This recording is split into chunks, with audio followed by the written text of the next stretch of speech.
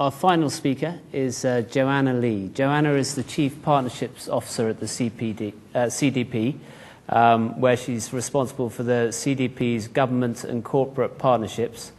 Everyone's aware of the great work that the CDP does, and Joanna's going to announce something today, I believe, and which may add further impetus to energy efficiency investments. Thank you, Joanna.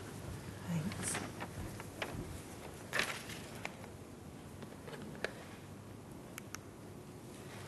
Good evening. I'm going to talk this evening very much from the perspective of the institutional investor and why they see significant benefits in companies undertaking emissions-reducing activities. Now, today we're launching a new investor-led initiative which is focused very specifically on emissions reductions activities and is really focusing particularly on the left-hand side of the marginal abatement cost curve. Now, it may be that many institutional investors aren't actually familiar with the marginal abatement cost curve, but they are very familiar with the benefits and the principles behind it.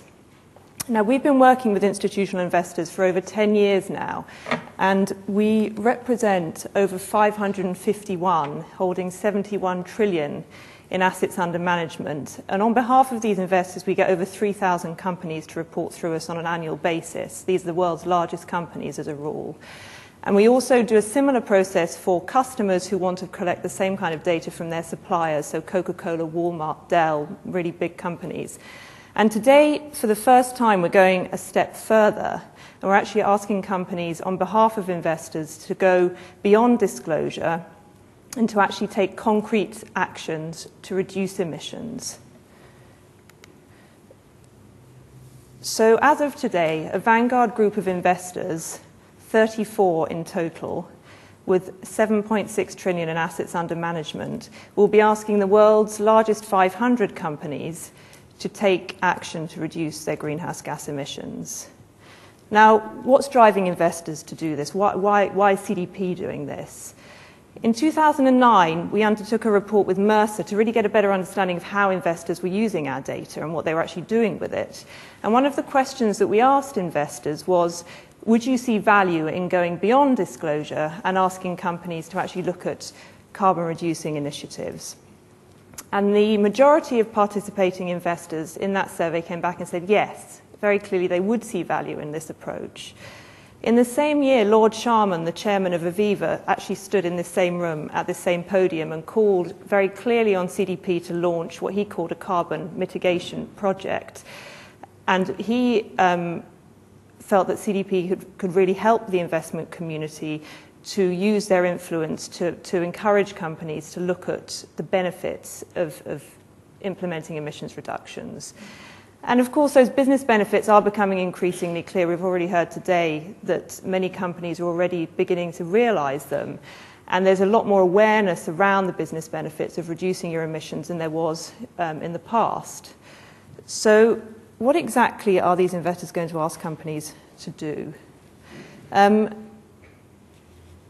We've also heard from companies like News Corporation the business benefits. So they've said that they're cutting $180 in costs per ton that they reduce.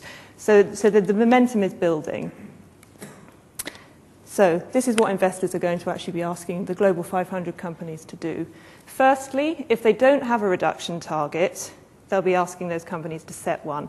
Now, 70% of global 500 companies already do have a target, so that's only going to affect 30% of those companies. Secondly, investors will be asking companies to make year-on-year emissions reductions. Now, the very clear debate which comes out frequently is, should they be absolute, should they be intensity-based? And for a growing company, absolute reductions can be extremely challenging, and intensity-based reductions can play a very important role in really driving efficiency within the business. So either or, from an investor perspective, is very useful. And the third point, which is really much more forward-looking, is looking at implementing investments in emissions-reducing activities that have a satisfactory return on investment.